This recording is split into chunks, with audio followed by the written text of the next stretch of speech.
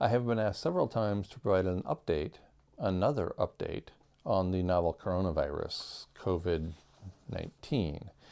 This, in addition to the updates I provided and posted online on YouTube on January 28th, 2020 and February 28th, 2020. So this is my third in what has become a series of video clips addressing the COVID-19 situation.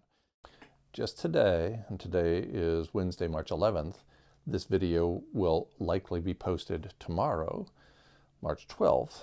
Just today, the World Health Organization has declared a pandemic regarding the COVID-19 virus.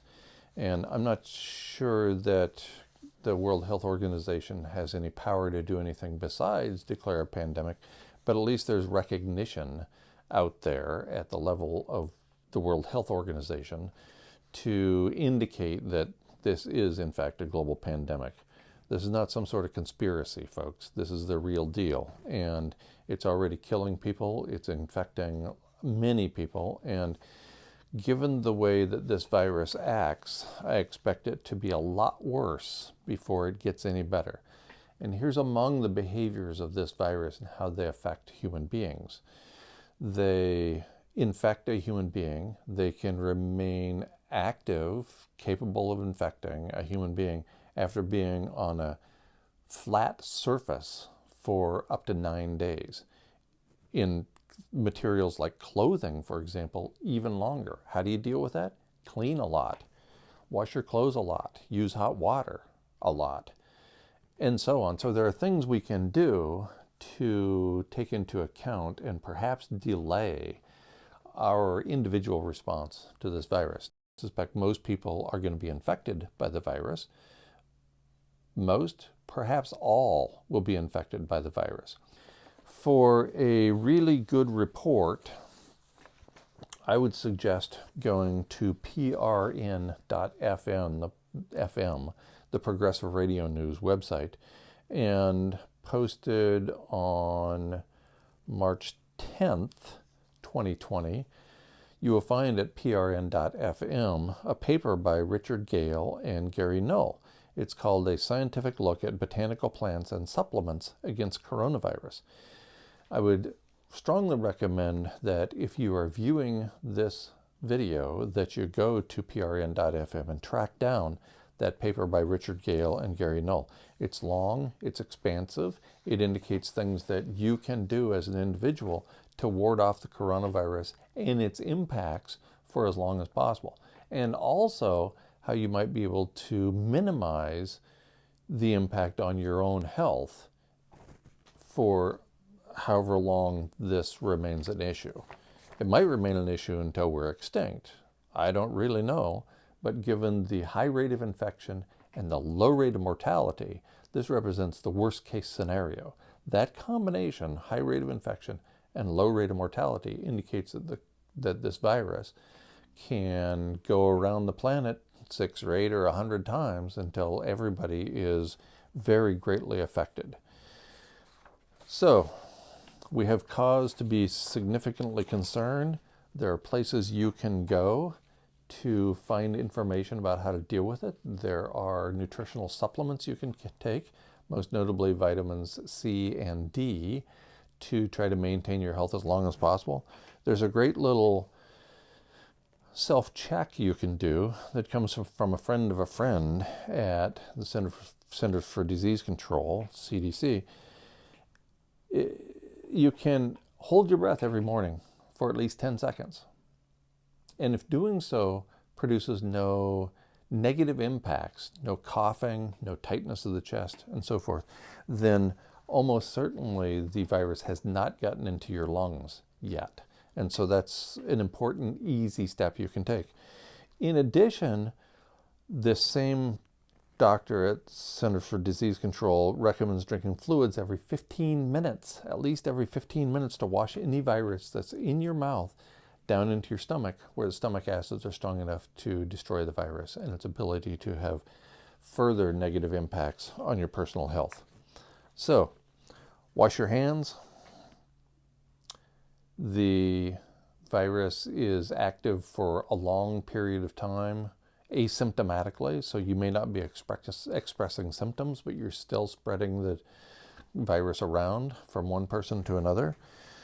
Take vitamin C, take vitamin D, hold your breath for 10 seconds or more in the morning, see if your lungs are affected yet. Wipe knobs and light switches and phones and everything else you can find. Wash your clothes in hot water, wash the countertops regularly, drink water very frequently, every 15 minutes or so when you're awake. These are the kinds of simple steps that we all can take to ward off the worst effects of this novel virus for as long as possible. There's that. And then bear in mind, and I've talked about this in videos before, with a relatively minor reduction in industrial activity, as little as about 20% reduction in industrial activity, the evidence indicates that that will cause an abrupt global average rise in temperature. Too abrupt, too fast for most organisms to respond, certainly faster than complex organisms such as us, Homo sapiens, can respond. The ongoing situation with this virus indicates that we are in the midst of the ultimate catch-22, or Garrett Hardin's tragedy of the commons. Ecologist Garrett Hardin pointed out the tragedy of the commons results when, for an individual, a certain act is prescribed, but when that act is taken out, is carried out by many people, it produces negative impacts for society at large. We have a similar situation here. Of course, people with children or young people don't want to go to school where they're going to be surrounded by, where the kids are going to be surrounded by a bunch of people infected with a virus. That makes perfect sense. The tragedy of the commons is if we shut down all the schools, if we significantly reduce industrial activity through closing of schools and closing of airports and closing of factories and on the list goes, then we reduce the aerosol masking effect or global dimming.